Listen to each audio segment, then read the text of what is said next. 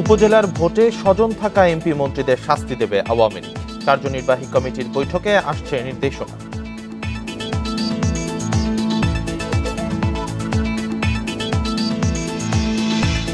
রাজধানীর মহাখালীতে লেকে পড়ে যাওয়া শিশুর খোঁজ মেলেনি, আবার অভিযানে নামছে ফায়ার সার্ভিস।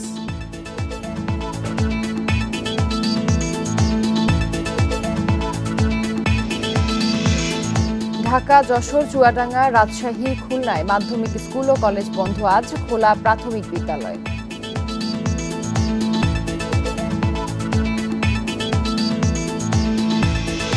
মৌলভীবাজারের শ্রীমঙ্গলে কালবৈশাখীর তাণ্ডব, ক্ষতিগ্রস্ত কয়েক শতাধিক বাড়িঘর, উপড়ে পড়েছে গাছপালা।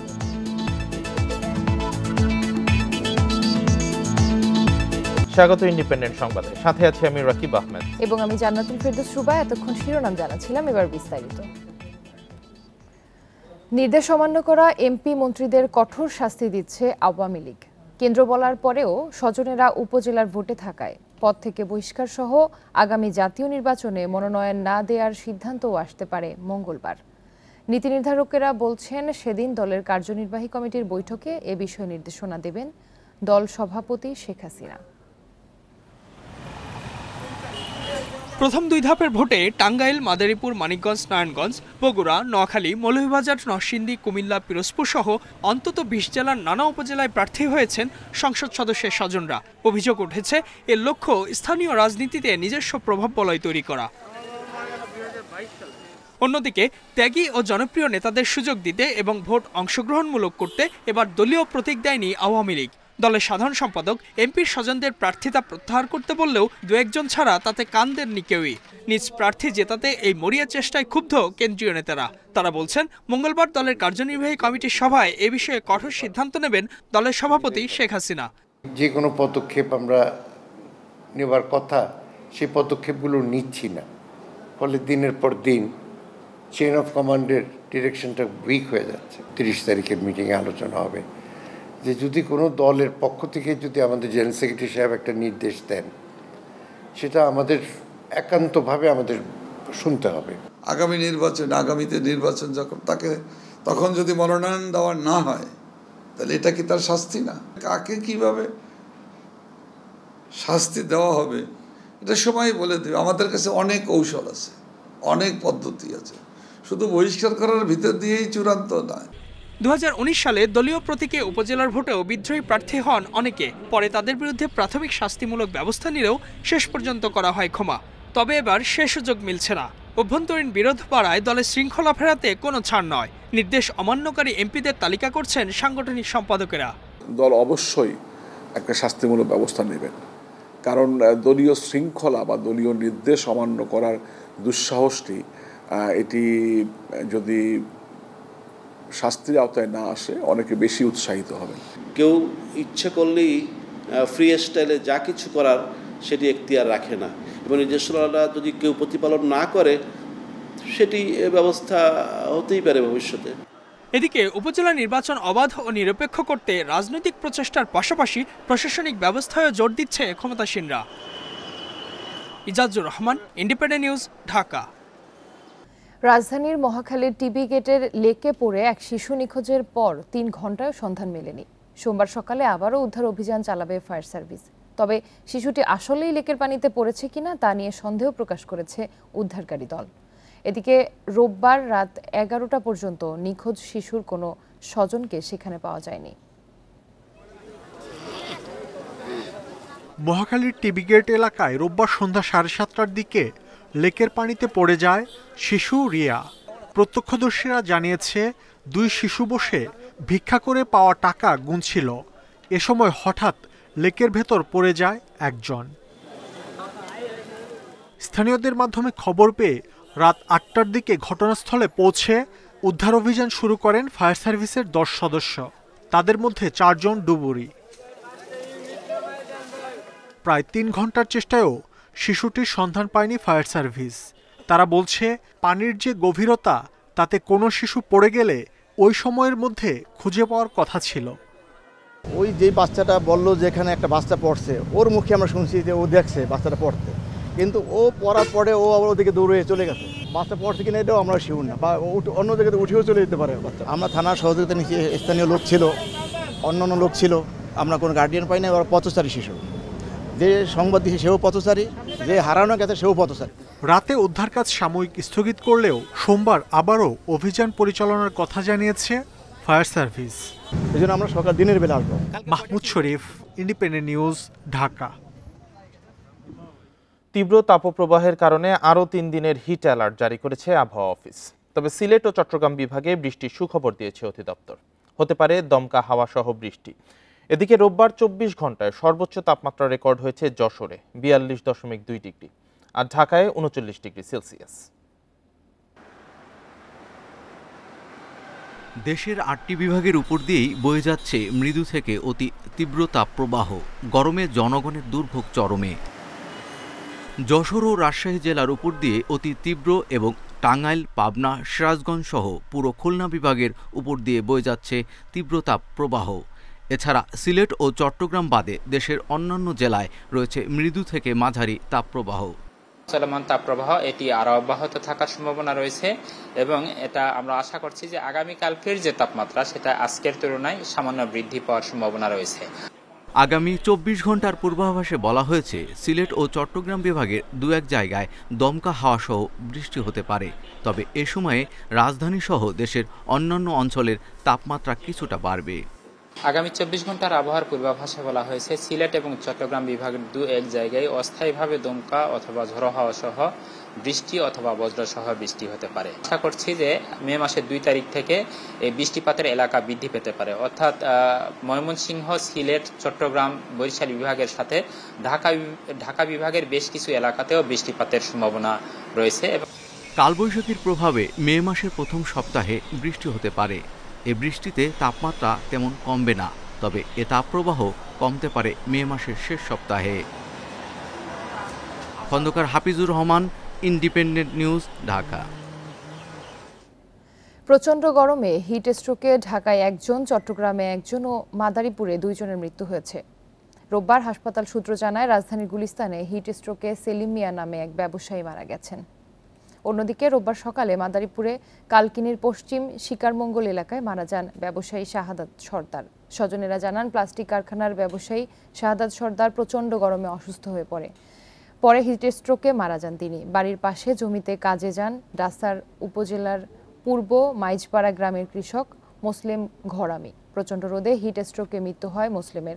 পরে জমি থেকে তার মরদেহ উদ্ধার করে স্বজনেরা। এদিকে তীব্র গরমে চট্টগ্রামের বোয়ালখালীতে অসুস্থ হয়ে পড়েন এক মাদ্রাসা শিক্ষক। হাসপাতালে নেওয়া হলে তাকে মৃত ঘোষণা করেন চিকিৎসক। এছাড়া গরমের কারণে নোয়াখালীর হাতিয়ার একটি স্কুলের শিক্ষক সহ 10 শিক্ষার্থী অসুস্থ হয়ে পড়েছে। তীব্র তাপপ্রবাহের কারণে ঢাকা, চুয়াডাঙ্গা, যশোর, খুলনা ও রাজশাহীতে মাধ্যমিক স্কুল ও কলেজ বন্ধ থাকবে আজ। একদিন ক্লাস হওয়ার পর রোববার বিকেলে নির্দেশনা দিয়েছে শিক্ষা মন্ত্রণালয়। তবে ক্লাস চলবে প্রাথমিকে। এদিকে 1 মাস বন্ধ থাকার পর রোববার খুলেছে স্কুল কলেজ। ঈদের ছুটি ও তীব্র তাপপ্রবাহে প্রায় 1 মাস বন্ধ থাকার পর রোববার খুলেছে স্কুল কলেজ। প্রাথমিক বিদ্যালয়ে ক্লাস শুরু হয় সকাল 8টা থেকে, চলে 11:30 পর্যন্ত। মাধ্যমিকে হয় স্বাভাবিক রুটিনে। প্রথম দিন উপস্থিতিও ছিল ভালো। আমরা এতদিন পরে স্কুলে যাচ্ছি, আমাদের ভালো লাগছে, অনেক ভালো লাগছে, আর ক্লাস করতেও ভালো লাগছে। ক্লাসটা করছে ওদের স্বতঃস্ফূর্তভাবেই ওরা ক্লাস করছে, তেমন কোনো সমস্যা হচ্ছে না মনে হয়। শিক্ষামন্ত্রী জানান যেসব এলাকায় তাপমাত্রা খুব বেশি সেখানে স্কুল বন্ধ বা চালু রাখার সিদ্ধান্ত নিতে পারবেন স্থানীয় প্রশাসন। ঢাকা শহরের তাপমাত্রাই বাংলাদেশের তাপমাত্রা। কয়েকটি জেলায় সেখানে যদি অসহনীয় পর্যায়ে যায়, বিদ্যালয় সেখানে নিজস্ব পদ্ধতিতে সেখানে সিদ্ধান্ত নিতে পারে। তবে রোববার বিকেলেই ঢাকা, চুয়াডাঙ্গা, যশোর, খুলনা ও রাজশাহীতে স্কুল কলেজ বন্ধের সিদ্ধান্ত নেয় শিক্ষা মন্ত্রণালয়।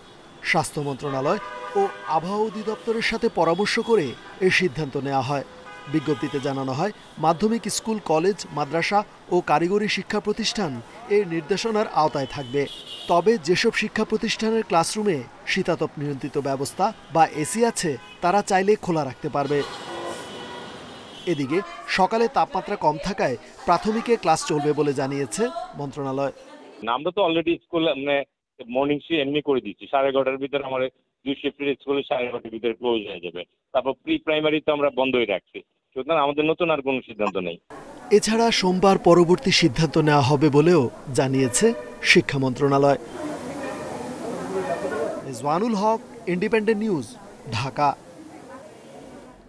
তীব্র তাপপ্রবাহে স্কুল খোলা নিয়ে নানা আলোচনার মধ্যেই মানিকগঞ্জের 6 শতাধিক শিক্ষার্থী নিয়ে শোভাযাত্রা করে সমালোচনার মুখে পড়েছেন কারিগরি শিক্ষকেরা।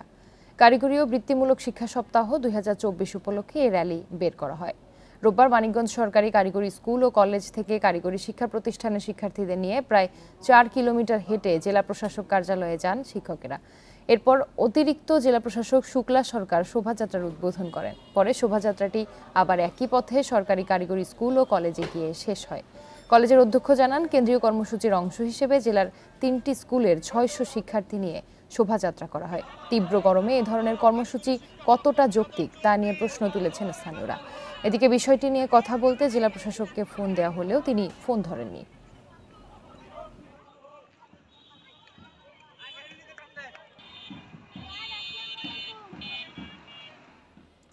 তীব্র গরমে সুস্থ থাকতে হলে রাস্তার খোলা খাবার, ফুটপাতের পানীয় শরবত পান না করার পরামর্শ দিয়েছেন চিকিৎসকরা। তারা বলছেন, এসব পানীয় থেকে ছড়াতে পারে টাইফয়েড, জন্ডিস, হেপাটাইটিসের মতো রোগ। ঠান্ডা পানীয় বাড়াতে পারে স্বাস্থ্য ঝুঁকি। সুস্থ থাকতে শাকসবজি, বিশুদ্ধ পানি পানের পরামর্শ পুষ্টিবিদদের। এপ্রিল যেন সবকিছু পুড়িয়ে ছাই করছে। উষ্ণতম মাসের পুরো সময় জুড়েই উত্তপ্ত প্রকৃতি। টানা তাপ প্রবাহে পুড়ছে দেশ, বিপর্যস্ত জনজীবন। তীব্র গরমে স্বস্তি পেতে অনেকেই পান করেন ফুটপাতের নানা পানীয়। ডাব ছাড়াও বিক্রি বেড়েছে শরবত, জুসের। প্রচন্ড গরমের কারণে বেলের শরবত খেলাম, তা খুব স্বস্তি পাইলাম। যে অনেক গরম তো এই জন্য কাঁচা আমের শরবত খেলাম, খুব ভালো লাগলো আর কি। তবে এসব পানীয় সাময়িক স্বস্তি দিলেও স্বাস্থ্য ঝুঁকি বাড়াচ্ছে বলছেন চিকিৎসকরা। তীব্র তাপদাহে সুস্থ থাকতে ঢিলেঢালা পোশাক পরার পাশাপাশি সানগ্লাস, ছাতা ও ক্যাপ ব্যবহারের পরামর্শ চিকিৎসকদের। সর্বোচ্চ খাবার, ফলমূল, শাকসবজি, বাইরের খোলা খাবারটা একদমই খাবার না। বাসি খাবারটা খেলে আপনি ডায়রিয়া হবে। এই সময় ডায়রিয়া খুব বেশি দেখা যায়, পানি শূন্য দেখা যায়, সাথে ঘামলে কিন্তু শরীর থেকে লবণ বের হয়ে যাচ্ছে। এই জন্য ওট স্যালাইন কিন্তু খেতে হবে আপনাকে। এবং যখন আপনি বের হচ্ছেন অবশ্যই খেয়াল রাখতে হবে যে সাথে সানস্ক্রিনটা ব্যবহার করলে কিন্তু স্কিনটা প্রোটেকশন হয়। স্কিনে কিন্তু এই সময় কিন্তু অনেক ধরনের সমস্যা দেখা যায়। এদিকে শিক্ষা প্রতিষ্ঠান খোলায় উদ্বেগ জানিয়ে শিশুদের বিষয়ে আরও সতর্কতার পরামর্শ চিকিৎসকদের। বাচ্চাদের চেয়ে বাপ মারও উদ্বিগ্ন বেশি। বাচ্চারা স্কুলে যাবে, বাইরে যাবে, দৌড়াদৌড়ি, লাফালাফি করবে। পুনর্বিবেচনা করে 5-7 দিন ধরে বাচ্চাদের একটু বন্ধই রাখলো আর কি। স্কুলটা বন্ধই থাকলে স্কুল কলেজ যাই থাক, যদি সম্ভব হয় অনলাইনে ক্লাস করতে পারে। বেশি তেল মশলা দেয়া খাবার খেলে বাড়তি গরম অনুভূত হতে পারে, তাই মশলা কম খাওয়া এবং শাকসবজি, স্যুপ, ফলমূল বেশি খাওয়ার পরামর্শ দিয়েছেন পুষ্টিবিদরা। Jahanara Parvin, Independent news, Dhaka. তীব্র গরমে বাড়ছে রোগবালাই। গরমজনিত রোগে বেশি আক্রান্ত হচ্ছে বয়স্ক শিশুরা।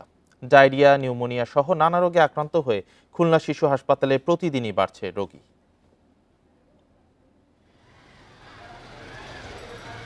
দেশ জুড়ে চলছে টানা তাপপ্রবাহ। গ্রীষ্মের দাবদাহে বিপর্যস্ত জনজীবন। প্রচণ্ড গরমে অসুস্থ হয়ে পড়ছে মানুষ। বিরূপ আবহাওয়ায় বেশি ভুগছে বয়স্ক ব্যক্তি ও শিশুরা। খুলনার শিশু হাসপাতালে ডায়রিয়া, নিউমোনিয়া আক্রান্ত রোগী বাড়ছে প্রতিদিনই। স্বাভাবিক সময়ে হাসপাতালটির বহির্বিভাগে প্রতিদিন রোগী থাকে 500-র মতো। তবে বর্তমানে তা বেড়ে হয়েছে 700 থেকে 800। আমার বাচ্চার জ্বর হয়েছে, এর জন্য ভর্তি করছি। গরম ঠান্ডা লাগছে তো এই কারণে। এখানে তো ডাক্তার ভর্তি হতে বলছে, এখন বলছে অপেক্ষা করেন, সিট পাইলে পাইবেন। একটা সিটের ব্যবস্থা নাই এই গরমে, কোথায় থাকবো, কি করবো, একটা সিট না হলে কি করে থাকবো। শয্যার চেয়ে রোগী বেশি হয়, অনেককে ফেরত পাঠাতে হচ্ছে। রোগীর চাপ বাড়ায় সেবা দিতে হিমশিম খাচ্ছেন চিকিৎসক, নার্সরা। ডেইলি আপনার প্রায় 270টা পেশেন্ট ভর্তি থাকে এবং আমাদের প্রায় 25 থেকে 30টা পেশেন্ট প্রতিদিন ব্যাক করে দিতে হচ্ছে সিট না থাকার কারণে। তারপর আমরা চেষ্টা করছি সর্বোচ্চ চিকিৎসা দিতে। গরমের ধকল থেকে রক্ষায় শিশুদের ঘরে রাখার পাশাপাশি তরল খাবার খাওয়ানোর পরামর্শ দিচ্ছেন চিকিৎসকরা। বাচ্চাদের ঘরে রাখবেন, প্রচুর পরিমাণে তরল খাবার খাওয়াবেন, ফল ফ্রুটস পানি বেশি করে খাওয়াবেন, রেগুলার গোসল করাবেন, পরিষ্কার পরিচ্ছন্ন থাকবেন। 2 সপ্তাহে খুলনা শিশু হাসপাতালে চিকিৎসা নিয়েছে 9000 রোগী। Independent news. দাবদাহে শিশুদের অসুস্থতা নিয়ে আরো জানাতে খুলনা ও পাবনা থেকে যুক্ত হয়েছেন সহকর্মীরা। প্রথমে খুলনা থেকে জানাবেন সহকর্মী এইচ.এম. শামীমুজ্জামান। শামীম, গরমের কারণে খুলনায় হাসপাতালে শিশু রোগীর সংখ্যা বেড়েছে, পরিস্থিতি কতটা উদ্বেগজনক মনে হচ্ছে? এখন গত কিছুদিন কিন্তু খুলনা শহরে তাপমাত্রা বাড়ছে, 40 ডিগ্রির নিচেই কিন্তু তাপমাত্রা এখনো কমেনি। তো এই যে তীব্র তাপদাহে কিন্তু প্রতিদিনই শিশুরা নানান রোগে আক্রান্ত হচ্ছে, বিশেষ করে নিউমোনিয়া, ডায়রিয়া সহ গরমজনিত যে অসুখ আছে সেই অসুখে শিশুরা আক্রান্ত হচ্ছে। আমি যদি খুলনা শিশু হাসপাতালের চিত্রকে বলি, খুলনা শিশু হাসপাতালে স্বাভাবিকভাবেই 270 শয্যার ধারণ ক্ষমতা রয়েছে। এখানে কিন্তু প্রতিদিনই 300 থেকে 350 রোগী ভর্তির জন্য যাচ্ছে এবং প্রতিদিন 25 থেকে 30 জন, তার চেয়ে কোনো দিন তার চেয়ে বেশি রোগীও পাঠানো হচ্ছে ভর্তি না করে। অপরদিকে আমি যদি এই হাসপাতালেরই আউটডোরের কথা বলি, আউটডোরে স্বাভাবিক সময়ে 450 থেকে 500 রোগী দেখা হয়। এখন কিন্তু প্রতিদিনই 700 থেকে 800 রোগী আউটডোরে দেখা হচ্ছে। অর্থাৎ রোগীদের চাপে কিন্তু ডাক্তাররাও হিমশিম খাচ্ছেন এবং ডাক্তাররাও কিন্তু ঠিকমতো চিকিৎসা দিতে পারছেন না। তো এই ক্ষেত্রে চিকিৎসকরা যে পরামর্শ দিয়েছেন যে এই যে গরমে শিশুদের সুস্থ রাখার জন্য তাদেরকে বাইরে যেতে যেমন নিষেধ করেছেন, তেমনই তাদেরকে তরল জাতীয় যে খাবার আছে সেই খাবার খাওয়ানোর পাশাপাশি নিয়মিত গা হাত পা মুছে দেওয়ার পরামর্শ দিয়েছেন। একটু গেল শিশু হাসপাতালের চিত্র। আমরা যদি বলি অন্যান্য সরকারি যে হাসপাতালগুলো আছে, খুলনা মেডিকেল কলেজ হাসপাতাল, খুলনা জেনারেল হাসপাতাল, এই দুটি হাসপাতালেও কিন্তু আসলে রোগীদের প্রচুর চাপ রয়েছে। আমরা কথা বলেছিলাম চিকিৎসকদের সাথে, তারা যেটা বলছেন যে গত কিছুদিন ধরে কিন্তু আসলে শিশু রোগীর সংখ্যা প্রচুর বৃদ্ধি পেয়েছে এবং এই যে রোগীদের চিকিৎসা দিতে যে কিন্তু কিছুটা হলেও তারা বেশ হিমশিম খাচ্ছেন। তার কারণ কি, স্বাভাবিক যে সক্ষমতা রয়েছে সেই সক্ষমতার চেয়ে রোগী যে সময় বেশি হয়, সে সময় কিন্তু আসলে স্বাভাবিকভাবেই সুচিকিৎসা দিতে ডাক্তাররা বেশ বিব্রতকর অবস্থায় পড়ে এবং তারা যেটা বলছেন যে চিকিৎসকের পাশাপাশি শিশুদের স্বাস্থ্য সচেতনতার বিষয়েও কিন্তু অভিভাবকদের নজর দিতে হবে। তো আসলে গত কিছুদিন ধরে খুলনার বিভিন্ন হাসপাতালগুলোতেই কিন্তু আসলে রোগীর সংখ্যা বাড়ছে। তো এই ছিল আমার কাছে সর্বশেষ তথ্য। শামীম সাথেই থাকবেন। এবার পাবনা থেকে জানাবেন সহকর্মী খায়রুল ইসলাম। খায়রুল, পাবনায় টানা তাপপ্রবাহ চলছে, শিশুদের স্বাস্থ্যের উপর গরমের কি প্রভাব পড়েছে? আপনি জানেন যে পাবনাতে আসলে 41.5 ডিগ্রি সেলসিয়াসের উপরে কিন্তু প্রতিদিনই তাপমাত্রা থাকছে। গত 10 দিন যাবৎ কিন্তু একই অবস্থায় রয়েছে এবং এর প্রভাবে কিন্তু প্রচন্ড তাপদাহ চলছে। এই সকাল 9টার পর থেকে দিনভর কিন্তু প্রচন্ড তাপদাহ থেকেই যাচ্ছে, যে কারণে কিন্তু শিশু এবং বয়োবৃদ্ধরা কিন্তু আক্রান্ত হচ্ছে নানা রোগে। আপনি জানেন যে পাবনা জেনারেল হাসপাতালে, যেখানে 250 শয্যা হাসপাতাল, এখানে কিন্তু রোগী ভর্তি হয়েছেন প্রায় 600-র উপরে শিশু এবং বয়োবৃদ্ধরা। পাশাপাশি এই রোগীর চাপে কিন্তু চিকিৎসক যারা রয়েছেন তারা কিন্তু চিকিৎসা দিতে হিমশিম খাচ্ছেন। পাবনায় এই জেনারেল হাসপাতালে আমি যেখানে দাঁড়িয়ে আছি, এখানে কিন্তু শিশু ওয়ার্ডও রয়েছে। 40 বেডের যে শিশু ওয়ার্ড রয়েছে সেখানে কিন্তু 150-র উপরে কিন্তু শিশু বিভিন্ন ডায়রিয়া, জ্বর এবং ঠান্ডা জনিত রোগে কিন্তু ভর্তি হয়েছেন এবং বেড না পাওয়ায় বিভিন্ন বারান্দায় কিন্তু তাদের স্থান হয়েছেন। এমন অবস্থায় কিন্তু রোগীর চাপ কিন্তু হিমশিম খেয়ে যাচ্ছেন চিকিৎসকরা বলছেন যে তারপরেও যেহেতু দেশে তাপপ্রবাহ চলছে, রোগী আসবেই এবং তারা যত চেষ্টা চালিয়ে যাচ্ছেন তাদেরকে চিকিৎসা দিতে।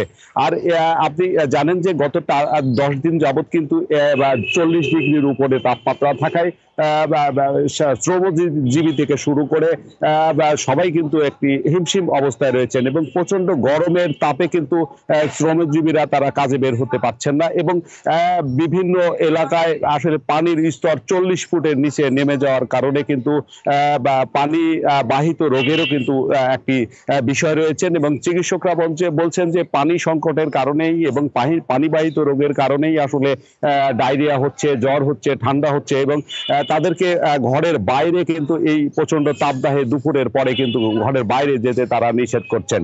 এই ছিল আমার কাছে আসলে পাবনার থেকে সর্বশেষ। জনস্বাস্থ্যের উপর টানা তাপপ্রবাহের প্রভাব নিয়ে খুলনা ও পাবনা থেকে জানাচ্ছিলেন সহকর্মীরা। তীব্র গরমে গলে যাচ্ছে বিভিন্ন সড়কের পিচ। নিম্নমানের ও পুরনো ধাঁচের বিটুমিন ব্যবহারের কারণেই বেড়েছে সংকট, এমন অভিযোগ বিশেষজ্ঞদের। এজন্য পলিমার মডিফাইড বিটুমিন ব্যবহারের পরামর্শ তাদের। এদিকে সড়ক পরিবহন ও সেতু মন্ত্রণালয় বলছে, ক্ষতিগ্রস্ত সড়কে অন্যান্য জায়গার চেয়ে অতিরিক্ত তাপমাত্রা পাওয়া গেছে। সেখানে নিম্নমানের বিটুমিন ব্যবহারের প্রমাণ মিললে ব্যবস্থা নেওয়া হবে। এপ্রিলের শুরু থেকেই তাপপ্রবাহ চলছে এদেশে, যা ৭৬ বছরের রেকর্ড ছাড়িয়ে গেছে। প্রচণ্ড গরমে বিভিন্ন জায়গায় গলে যাচ্ছে রাস্তার পিচ। গাজীপুর, শরীয়তপুর ও যশোরের বেশ কিছু সড়কের বিটুমিন গলে যাওয়ায় দুর্ঘটনার ঝুঁকি নিয়ে চলছে যানবাহন। পিচ রাস্তা দিচ্ছে, গলে জায়গা চাকা একটা করে, মানে এটার সমস্যা। অ্যাক্সিডেন্ট হওয়ার সম্ভাবনা আছে, তেল স্লিপ করব। পিচগুলো ভালো পিচ দেয় নাই, যার কারণে একটু গরমেতেই যেতেছে। যোগাযোগ বিশেষজ্ঞরা বলছেন, একসময় সড়কে ব্যবহার করা হতো ৩০-৩২ ডিগ্রি সেলসিয়াস তাপমাত্রা সহনীয় ৮০ থেকে ১০০ গ্রেডের বিটুমিন। তবে বর্তমানে স্থায়িত্ব বাড়াতে বেশি দামের ৬০ থেকে ৭০ গ্রেডের বিটুমিন দেওয়া হচ্ছে। তবে আসলেই তা এই গ্রেডের কিনা তা নিয়ে সন্দেহ রয়েছে। যে জায়গাগুলিতে বিটুমিন গলে যাচ্ছে সেখানে অবশ্যই পরীক্ষা নিরীক্ষা করে দেখতে হবে যে আমাদের ঠিকাদারি প্রতিষ্ঠান যারা কাজ করেছিল তারা আবার প্রফিট ম্যাক্সিমাইজেশন করতে গিয়ে ম্যাটেরিয়ালসের যে গুণগত মান বা বিটুমিনের যে গুণগত মান থাকা দরকার সেখানে আবার কম্প্রোমাইজ করে ফেলেছে কিনা। এদিকে যেসব সড়কে পিচে গলে গেছে সেখানে সর্বোচ্চ ৬১ ডিগ্রি সেলসিয়াস পর্যন্ত তাপমাত্রা পাওয়া গেছে বলে জানালো সড়ক পরিবহন ও সেতু মন্ত্রণালয়ের মহাসড়ক বিভাগ, যা সহনীয় মাত্রার চেয়ে অনেক বেশি। এদিকে বিটুমিনের মান যাচাই করা হবে বলেও জানালেন সচিব। যাচাই করে দেখব কোনো মাল মেটেরিয়ালস কোনো নিম্নমানের ছিল কিনা কিংবা অন্য কোনো কারণ সেখানে আছে কিনা। গতকাল দেখলাম পাবনায় রেল লাইন বেড়ে গেছে, লোহা কিন্তু বেড়ে গেছে গতকাল। তো লোহার চেয়ে তো পিচ তো বেশি না, কিন্তু অনেক জায়গায় গাছের ছায়া থাকে, কত জায়গায় কোনো ছায়া না এমন কোনো কিছু কিনা, এটা আমরা যাচাই করে দেখে আমরা পরবর্তী ব্যবস্থা নেব। সড়ক ও জনপথ বিভাগের প্রকৌশলীরা জানাচ্ছেন, বাতাসে আর্দ্রতা কম থাকায় তাপমাত্রা ৪০ ডিগ্রি হলেই পিচের উপরিভাগে তা বেড়ে যায়। এছাড়া কালো রঙের পিচ তাপ শোষণ করে আর উত্তপ্ত হয়, আর গাড়ির চাকার ঘর্ষণে উৎপন্ন তাপেও গলছে পিচ। আল আমিন হোসেন, ইন্ডিপেন্ডেন্ট নিউজ, ঢাকা। মৌলভীবাজারের শ্রীমঙ্গলে কালবৈশাখী ঝড়ের তাণ্ডবে কয়েক শতাধিক বাড়িঘর ক্ষতিগ্রস্ত হয়েছে। প্রচণ্ড বাতাসের তোড়ে উপড়ে পড়ে অনেক গাছপালা। লাওয়াছড়া জাতীয় উদ্যানে রেল লাইনে গাছ উপড়ে সিলেটের সাথে সারা দেশের ট্রেন যোগাযোগ ৩ ঘন্টা বন্ধ থাকে।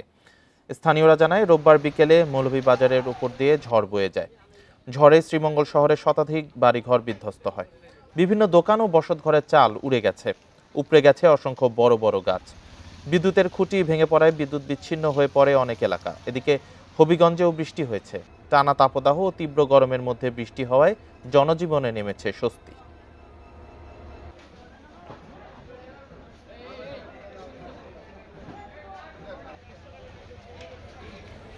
বগুড়ায় একটি বাড়িতে বিস্ফোরণে এক নারী ও ৩ কিশোরী আহত হয়েছে। রোববার রাত ৯টার দিকে শহরের মালতিনগর মোল্লাপাড়া এলাকায় এই দুর্ঘটনা ঘটে। পুলিশ ও ফায়ার সার্ভিস জানিয়েছে, রোববার রাত ৯টার দিকে বিকট শব্দে বিস্ফোরণ ঘটে। এতে ঘরের টিনের চাল উড়ে যায় ও কংক্রিটের দেয়াল ধসে পড়ে।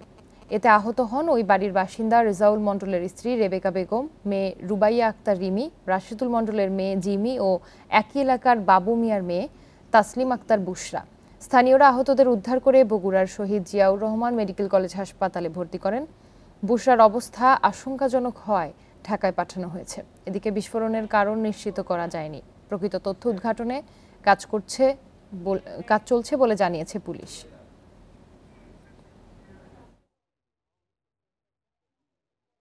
আর আমার বাড়ি এলি, ছোট ভাইয়ের বাড়ি এলি, এরা ছাড়া মহিলা মানুষ ছাড়া আর কেউ, আর বাইরের লোকজন যে যাতায়াত করে তাও না। আমার কাছে মনে হয়েছে বড় ধরনের কোনো একটা বিস্ফোরণের মাধ্যমে এটি হয়েছে। এখানে গ্যাস সিলিন্ডার ছিল, তারপর এখানে কম্প্রেসর ছিল, আবার এখানে আমরা দেখেছি যে অনেক পটকাও পাওয়া গেছে। আবার পটকা তৈরির যে উপাদান সেগুলো কন্টেনারে ছিল, মানে একটা চতুর্মুখী একটা মিশ্রণের ফলে হতে পারে। 4 জন যে আহত হয়েছে তাদের সুচিকিৎসার জন্য হাসপাতালে তাদেরকে বলা হয়েছে। মামলার এজাহারে ভুল থাকলে পেতে হবে শাস্তি। সম্প্রতি এই বার্তা পেয়েছেন ডিএমপির 50 থানার ওসি। পুলিশ সদর দপ্তর বলছে, এসব ভুল ত্রুটির কারণে কম সাজা পাচ্ছে অপরাধী। তবে এর সঙ্গে দ্বিমত করে আইনজীবীরা বলছেন, উপযুক্ত সাজা নিশ্চিতে শুধু ত্রুটিমুক্ত এজাহার নয়, সুষ্ঠু তদন্ত জরুরি। সম্প্রতি বগুড়ার শাহজাহানপুরের ম্যাক্স ক্লিনিকে নবজাতক ও প্রসূতি মৃত্যুর ঘটনায় যে এজাহার তৈরি করে পুলিশ, তাতে ছিল না আটক ক্লিনিক মালিক সম্পর্কে কোনো তথ্য। এ ধরনের ভুল ত্রুটি দেখা গেছে আরও কিছু ঘটনার ক্ষেত্রে। এতে ব্যাহত হয় মামলার তদন্তের কাজ। এই অবস্থায় বেশ কিছু ফৌজদারি মামলার তদন্ত ও সাজা বিশ্লেষণ করেছে পুলিশ সদর দপ্তর। তারা বলছে, আসামির সাজা কম হওয়ার পেছনে শুধু দুর্বল তদন্ত নয়, অপূর্ণাঙ্গ এজাহারও দায়ী। একটি নির্ভুল এবং পূর্ণাঙ্গ এজাহার যেন হয়ে থাকে, যেহেতু এটি মামলার ক্ষেত্রে অন্যতম গুরুত্বপূর্ণ ভূমিকা পালন করে থাকে, সেটি যেন নিশ্চিত করা হয়ে থাকে, সেজন্য কিন্তু আমরা কাজ করে থাকি এবং সে ব্যাপারে কিন্তু মাঠ পর্যায়ে কর্মকর্তাদেরও নির্দেশনা দেওয়া হয়ে থাকে। এ প্রশ্নে মার্চের ক্রাইম কনফারেন্সও করার নির্দেশনা দেন ডিএমপি কমিশনার। তাতে বলা হয়, এজাহারে ত্রুটি বিচ্যুতির প্রমাণ পেলে ওসিকে শাস্তির আওতায় আনতে হবে, আর তার প্রভাব পড়বে চাকরির খতিয়ান বইয়ে। অফিসার ইনচার্জরা যখন মামলাটা রুজু করবেন, অবশ্যই সমস্ত কাগজপত্র দেখে পড়ে তারপর যা যা করা দরকার, আইনগত ব্যবস্থা যেভাবে নেওয়া দরকার, সঠিক ধারায়, সঠিক স্থানে, সঠিক সময় উল্লেখ করে সেগুলো রুজু করার জন্য।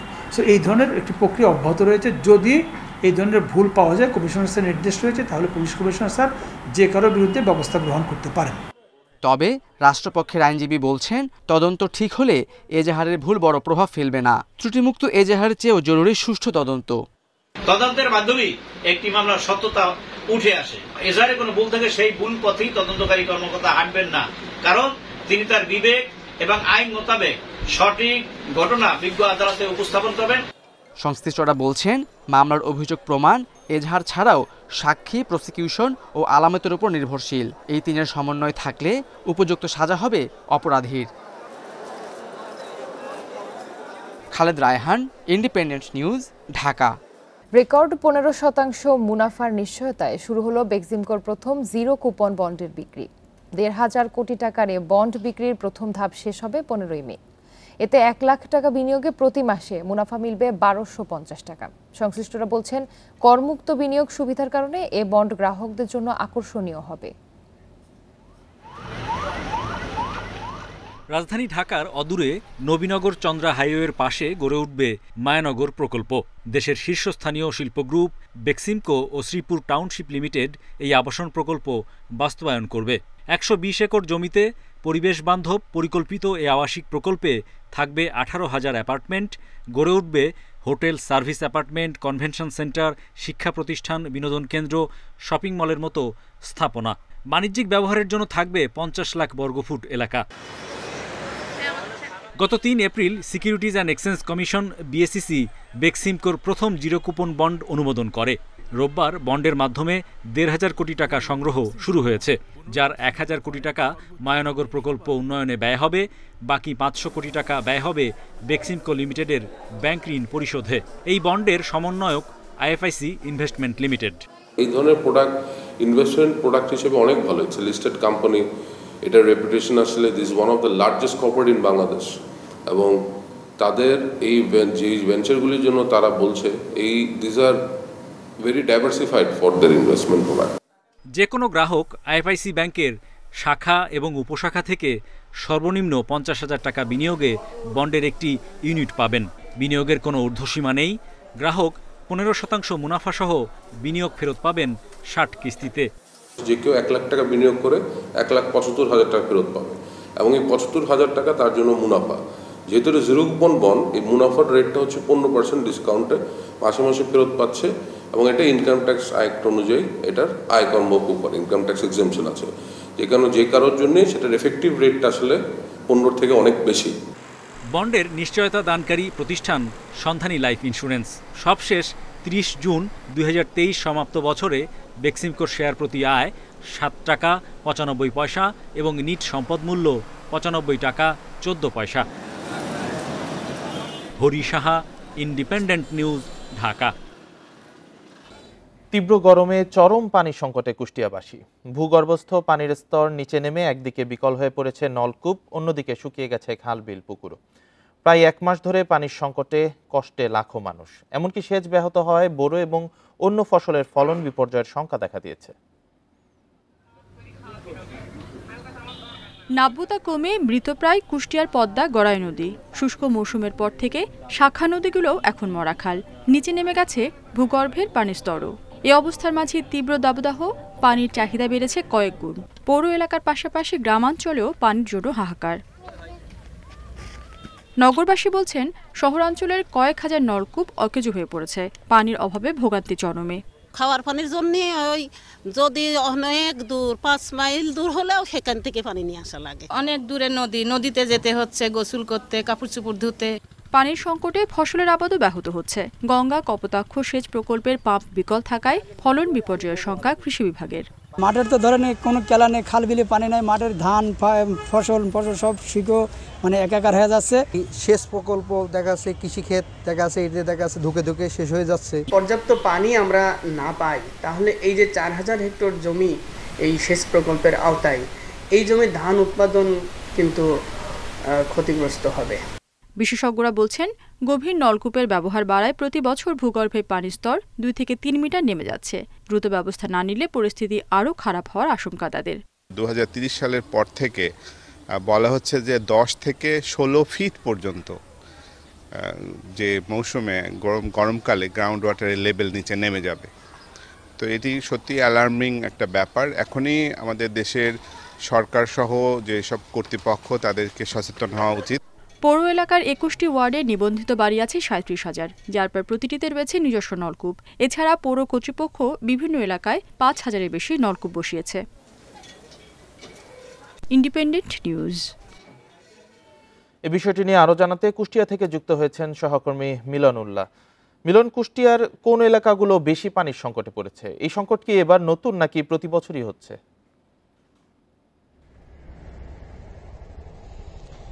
আসলে প্রতিবেদনে যেমনটি বলছিলেন, এই সংকট কিন্তু গত কয়েক বছর ধরেই আমরা দেখতে পাচ্ছি, কিন্তু এই বছরের এই শুষ্ক মৌসুমে এই সংকটটি আরো বেশি আকারে দেখা দিয়েছে। এর কারণ হিসাবে বিশেষজ্ঞরা যেটি বলছে যে এখানকার যে জিকে প্রজেক্ট, সেই জিকে ক্যানেলের 2 মাস ধরে এই পাম্প বন্ধ থাকার কারণে কিন্তু খালবিল শুকনা, সেই শুকনার প্রভাবটা কিন্তু আরো বেশি পড়েছে। একেতেও পানির স্তর নিচে নেমে গেছে, তার উপরে কিন্তু এই খালবিলে পানি না থাকার কারণে এই দুইটাতে কিন্তু এই সংকটটা একেবারে ঘনীভূত হয়েছে। আমি যদি আপনাকে একটু দেখানোর চেষ্টা করি যে আমি এখন কথা বলছি ঠিক গড়াই নদীর তীরবর্তী এলাকায়। এই গড়াই নদী কিন্তু একটা প্রমত্তা নদী এবং পদ্মা নদীর প্রধান শাখা নদী। এই পদ্মা নদী যেমন শুকিয়ে গেছে, তার প্রভাবে কিন্তু এই যে গড়াই নদী, যে এই গড়াই নদী এখন একদম মরা খালে পরিণত হয়েছে। যদিও এই যে আমি যেখানে দাঁড়িয়ে কথা বলছি, এটি হলো গড়াই নদীর মুখ এলাকা। এখান থেকে ড্রেজিং দিয়ে কেটে এর মুখটি পরিষ্কার করার চেষ্টা করা হচ্ছে, তাও কিন্তু এর প্রভাবটা আসলে তেমন আকারে পড়ছে না। যার ফলে কিন্তু এই শুধুমাত্র কুষ্টিয়া জেলার মধ্যে না, আশেপাশের অনেক এলাকার প্রায় লক্ষ লক্ষ টিউবওয়েলের পানি উঠছে না নলকূপে। যেগুলো অগভীর নলকূপ সেগুলো একেবারে অকেজো হয়ে গেছে। কিছু গভীর নলকূপ আছে সেখানে পানি উঠছে, সেখানে কিন্তু সবাই এই সুপ্রিয় পানির জন্য তারা ছোটাছুটি করছেন। তো আসলে এই বিষয়গুলো নিয়ে আমরা কথা বলেছিলাম পৌর কর্তৃপক্ষের সাথে। তারা বলতেছে যে আসলে যে পানির স্তর নেমে যাওয়ার মূল কারণ হলো এই খালবিলে পানি না থাকা, এবং সেই সাথে এই যে পানি, ভূগর্ভস্থ পানির যে উপরিভাগের পানি আমরা অতিরিক্ত ব্যবহার করি, সেই ব্যবহারের কারণে কিন্তু এই পানির লেয়ার নেমে যাচ্ছে। যার কারণে কিন্তু এই প্রতি বছরই যেমনটি প্রতিবেদনে দেখছিলেন যে বিশেষজ্ঞরা বলছিল যে পানির এই যে স্তর, এই স্তরটা কিন্তু প্রতি বছর 2 থেকে 3 মিটার নিচে নেমে যাচ্ছে। এবং এই অবস্থা যদি চলতে থাকে তাহলে আগামী কয়েক বছরের পরে কিন্তু এই এলাকা মরুভূমি হতে আর বাকি থাকবে না, এবং এখানে কিন্তু পানির জন্য হাহাকার সৃষ্টি হবে। সেই জন্য কিন্তু সংশ্লিষ্টরা এই বিষয়গুলোতে সরকারকে নজর দেওয়ার প্রতি দৃষ্টি আকর্ষণ করেছেন, এবং অতি দ্রুত যাতে এই পানির ভূগর্ভস্থ যে পানি, তার গভীর আর পানি কিভাবে ব্যবহার করা যায় এবং নদীর পানি কিভাবে বিশুদ্ধ করে মানুষের জীবনযাপনের উপরে ব্যবহার করা যায়, এইটার উপরে তারা দিক নির্দেশনা দিচ্ছেন। তো এই ছিল কুষ্টিয়া থেকে আমার কাছে পানির সর্বশেষ সংবাদ। কুষ্টিয়া থেকে জানাচ্ছিলেন সহকর্মী মিলন উল্লাহ। আজ দুঃসহ স্মৃতির ভয়াল 29 এপ্রিল। 1991 সালের এই দিনে চট্টগ্রাম কক্সবাজারের উপকূলে প্রলয়ঙ্কারী ঘূর্ণিঝড় ম্যারি এনের আঘাতে প্রাণ হারিয়েছিলেন 1,39,000 মানুষ। ভয়াল সেই রাতের স্মৃতি এখনও দগদগে ঘা হয়ে আছে স্বজনদের মনে। তবে সে সময়ের অরক্ষিত উপকূল এখন নানাভাবে সুরক্ষিত করা হয়েছে বলে জানিয়েছে সরকারি বিভিন্ন সংস্থা। চট্টগ্রামের পতেঙ্গার জেলেপাড়ার বাসিন্দা রমণীমোহন দাসের বয়স এখন 60-এর কোঠায়। 1991 সালের 29 এপ্রিল ঝড়ের ভেতরেই মহাজনের চাপে বাধ্য হয়ে গিয়েছিলেন সাগরে। পরে নৌকাসহ হারান 3 সঙ্গীকে। কোনো মতে প্রাণে বেঁচে 2 দিন পর ঘরে ফিরেছিলেন তিনি। নৌকা মনে করেন ডুবে গেছে, ডুবের পরে আল্লাহ আমরা 3 জন একলগে মারা গেছে, 3 জনকে ফাইনও আল্লাহ আমাকে বাঁচাইছে। আমাকে বাঁচায় মনে হয় আমি এখান থেকে মানে সি বিচলতি মানে যে বাসি যে উঠছি। চট্টগ্রামের পতেঙ্গা, সীতাকুণ্ড, সন্দ্বীপ, বাঁশখালী, আনোয়ারা আর কক্সবাজারের মহেশখালী, কুতুবদিয়া সহ উপকূলীয় এলাকায় প্রাণ হারান অন্তত 1,39,000 মানুষ। ঘরবাড়ি হারিয়ে পথে বসেন কোটি মানুষ। প্রলয়ঙ্করী সেই ঘূর্ণিঝড়ে ঘরবাড়ি হারানো বেশিরভাগ মানুষই এখনও আছেন উদ্বাস্তু জীবনে। সাগর পাড়ে এই ধরনের ছাপড়া ঘরেই তাদের বসবাস। এখনও সাগরে কোনো বাতাস তৈরি হলে আগের মতোই তাদের বুকে কাঁপন ধরে। ঘরবাড়ি হারানো মানুষেরা ছড়িয়ে পড়েছেন বিভিন্ন অঞ্চলে। সাগরের তীরে ঘাট থেকে ঘাটে কাটাচ্ছেন দুর্ভোগের জীবন। কাল তো স্বাধীনভাবে নিজে কাম করছি, নিজের ব্যবসা বাণিজ্য সব ধ্বংস হয়ে গেছে। আমার বোট নিজের বোট ছিল, সেই বন্যেই বোট তলাই গেছে। আর আমি কিছু নয়, আমি কুলহারা। এখানে তো আর স্থানীয় মানুষ না, ভাড়ার মানুষের মিল গুরুত্ব নাই। ঘূর্ণিঝড়ের পর সার্বিকভাবে সচেতনতা অনেক বেড়েছে বলে দাবি প্রশাসনের। উপকূলীয় এলাকায় তৈরি করা হয়েছে অনেক আশ্রয়কেন্দ্র, বিভিন্ন জায়গায় দেয়া হয়েছে প্রতিরক্ষা বাঁধ। আমরা আমাদের বাঁধগুলোকে শক্তিশালী করেছি, উচ্চতা বাড়িয়েছি, প্রস্থ বাড়িয়েছি এবং যেখানে সাগর বেশি কাছাকাছি আছে সেখানে আমরা পার্মানেন্ট প্রোটেকশনও দিয়েছি। এর পাশাপাশি আর্লি ওয়ার্নিং সিস্টেমটা এটা এখন অনেক আধুনিকায়ন করা হয়েছে। এই জন্য যে কোনো সাইক্লোনের গতিবিধি এবং সময় এটা আমরা প্রেডিক্ট করতে পারি। প্রলয়ঙ্করী সেই ঘূর্ণিঝড়ে মৃত্যু হয়েছিল লাখ লাখ গবাদি পশুর। লবণাক্ততার কারণে উপকূলের বিভিন্ন এলাকায় দীর্ঘ সময় কোনো ফসল ফলানো যায়নি। সরকারি হিসাবে সে সময় আর্থিক ক্ষতি হয়েছিল প্রায় $1.5 বিলিয়ন। অনুপম শীল, ইন্ডিপেন্ডেন্ট নিউজ, চট্টগ্রাম। তীব্র দাবদাহে গরু নিয়ে বিপাকে খামারিরা। অত্যাধিক গরমে দুধের উৎপাদন কমেছে 25%। কোরবানি সামনে রেখে যারা গরু পালন করছেন তারাও চরম শঙ্কায়। লালন পালনের খরচ বেড়েছে 15% পর্যন্ত। এমন পরিস্থিতিতে সরকারি সহায়তার দাবি খামারিদের। কিছুদিন ধরে সারা দেশে তীব্র তাপপ্রবাহ। এমন আবহাওয়ায় অতিষ্ঠ পশু পাখিও। গরমের নেতিবাচক প্রভাব পড়েছে গরুর খামারে। তাপপ্রবাহে সিরাজগঞ্জ, পাবনা সহ অনেক এলাকায় অসুস্থ হয়ে পড়ছে গরু। স্বাভাবিক সময়ে যেখানে 20 থেকে 25 কেজি দুধ পাওয়া যেত, এখন 18 থেকে 20 কেজির বেশি মিলছে না। পশুকে দিতে হচ্ছে অতিরিক্ত পানি, স্যালাইন ও খাবার। গোসল করাতে হচ্ছে কয়েকবার। স্বাভাবিক সময়ের চেয়ে বেশি শ্রমিক লাগছে, তাই বাড়ছে লালন পালনের খরচ। এমন অবস্থায় আসছে কোরবানিতে বড় লোকসানের শঙ্কায় খামারিরা। এখন বর্তমানে বিদ্যুৎ খরচ বেশি, তা বাদে মনে করেন যে আপনার যে তাপমাত্রা উঠছে, এই তাপমাত্রার কারণে গরু হাঁপায়া যাচ্ছে বা অন্য ব্যাধি দেখা যাচ্ছে। গরমে কিন্তু আমাদের প্রায় 4 থেকে 6 লিটার পর্যন্ত দুধ কিন্তু ইতিমধ্যে কমে গিয়েছে।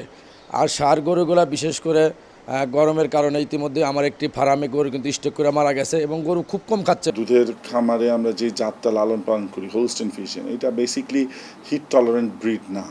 তো এর জন্য আপনি দেখবেন যে সারা বাংলাদেশে ঢালাওভাবে কিন্তু প্রায় 25% দুধের প্রোডাকশন কমে গেছে। যেহেতু এটা তাপ সহিষ্ণু জাত না, এর জন্য তারা এই অতিরিক্ত তাপের স্ট্রেসটা নিতে পারতেছে না। তাপপ্রবাহ মোকাবেলায় দানাদারের চেয়ে বেশি ঘাস জাতীয় খাবার খাওয়ানো সহ নানা পরামর্শের কথা বলছে প্রাণী সম্পদ অধিদপ্তর। খামারিদের সহায়তায় মোবাইল ভেটেরিনারি টিম কাজ করছে বলেও দাবি তাদের। আমাদের গবাদি পশুর যে খাদ্য ব্যবস্থাপনা এবং তার যে পরিচর্যা, এটা যদি আমরা সঠিকভাবে পালন করতে পারি, খামারিরা আমরা যে সমস্ত পরামর্শ দিই, পরামর্শগুলো পালন করে, এটা খুবই মিনিমাম পর্যায়ে চলে আসে। এটার ওই পরিমাণে ইফেক্ট পড়ে না। প্রাণী সম্পদ অধিদপ্তরের তথ্য মতে দেশে গরু 2.5 কোটি। গত 10 বছরে বেড়েছে 14 লাখ। Shahid Ahmed, Independent news, Dhaka. এই ছিল এখনকার সংবাদে। ইন্ডিপেন্ডেন্ট টেলিভিশনের সব খবর আরো বিস্তারিত জানতে চোখ রাখুন ফেসবুক, ইউটিউব, এক্স। ধন্যবাদ সবাইকে।